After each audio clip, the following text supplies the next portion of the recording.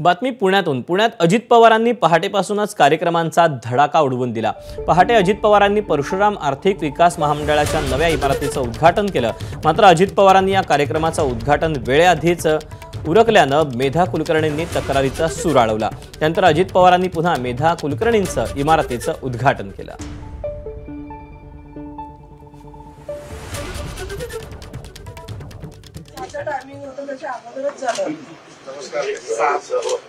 मला माहिती झाले आपण मला काय माहिती तुम्ही येणार पण परत मी येणार ना आता परशुराम मंडळे कधी नव्हे ते झालंय आमचं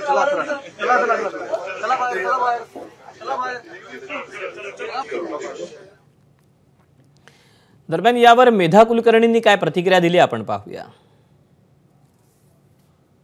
परशुराम आर्थिक महामंडळाच्या इमारतीचं आज उद्घाटन उपमुख्यमंत्री अजित पवार यांच्या हस्ते झालं आणि त्याच कार्यक्रमाला खासदार मेधाताई देखील आमंत्रित होते। मात्र दादांनी वेळे अगोदरच या वास्तूचं उद्घाटन केलं आणि ताई वेळेवर पोहोचू शकले नाही आणि त्या ठिकाणी ताईंनी तिथं नाराजगी देखील व्यक्त केली। ते नाराज देखील झाले। दादांना काय म्हणलं तुम्ही जाऊन ताई?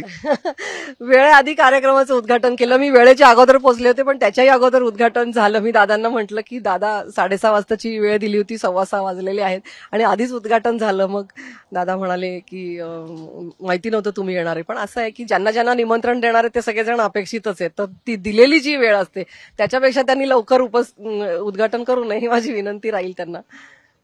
जर आपण बघितलं तर परशुराम महामंडळ हे तुमच्या दृष्टीने खूप महत्वाचं होतं। अर्थात जर आपण बघितलं तर तुम्ही एकमेव असं खासदार होते जिथं आमंत्रण होतं, तिथं तुम्हाला येणं अपेक्षित होतं। दादांनी पहिलेच सगळं करून टाकलं।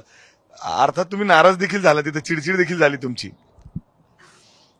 काय होतं की एक नियोजन केलेलं असतं की इतक्या वाजता पोहोचायचं, पहाटेचा कार्यक्रम होता तरीही आम्ही वेळेत पोहोचलो, सगळं तयारी केलेली, सगळे पोहोचलेलो, वाया गेलं आमचं, तर नाराज होणारच आणि कार्यक्रम मिस केला। परशुराम महामंडळाच्या उद्घाटनासारखा कार्यक्रम मिस केला। महाराष्ट्रातून 2च ब्राह्मण खासदार आहेत, एक लोकसभेत आहेत, एक राज्यसभेत आहे। मी मुख्यमंत्री दोन्ही उपमुख्यमंत्र्यांना क्रेडिट आहे याचं की त्यांनी हे सुरू केलं, अध्यक्ष नेमले, सगळं बाकीचं वास्तू तयार झाली, याचा नक्कीच अभिमान आहे। पण चांगलं काम होत असताना आपण त्याचे साक्षीदार असावं। जेव्हा दुसरं उद्घाटन केलं त्यांनी सिंहगड पुलाचा, तेव्हा जवळपास 20 मिनिटं ते तिथं मंत्री महोदयांचं वाट बघत होते।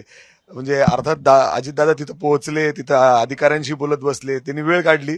जोपर्यंत वेळ होत नाही तोपर्यंत त्यांनी उद्घाटन केलं नाही, कारण तुम्ही सकाळीच चिमटा काढला होता। नाही, दादा मोठे दादा आहेत, त्यांना काही हे नाही, त्यांनी त्यांचे डिसिजन्स जे घेतलेले असतात ते योग्य असतात। दादांना काय सल्ला द्याल शेवटचा? दादांना विनंती ही राहील, सल्ला नाही, दादा मोठे आहेत, दादांना विनंती ही राहील की जी काही घोषित केलेली वेळ असेल त्याच्या पूर्वी फक्त उद्घाटन होऊ नये, ही आमची विनंती आहे, कारण आम्हालाही त्यांच्या मार्गदर्शनाचा लाभ घ्यायचा असतो। जर आपण बघितलं तर अशा पद्धतीने आज पुण्यामध्ये ही घटना घडली आणि खासदारांना त्या कार्यक्रमाला उपस्थित राहता आलं नाही आणि त्यामुळे काहीशे ते नाराज देखील झाले, चिडचिड देखील झाली। कॅमेरामॅन विजय राऊतसह मी मिकी घई, एबीपी माझा, पुणे। एबीपी माझा, उघडा डोळे बघा नीट।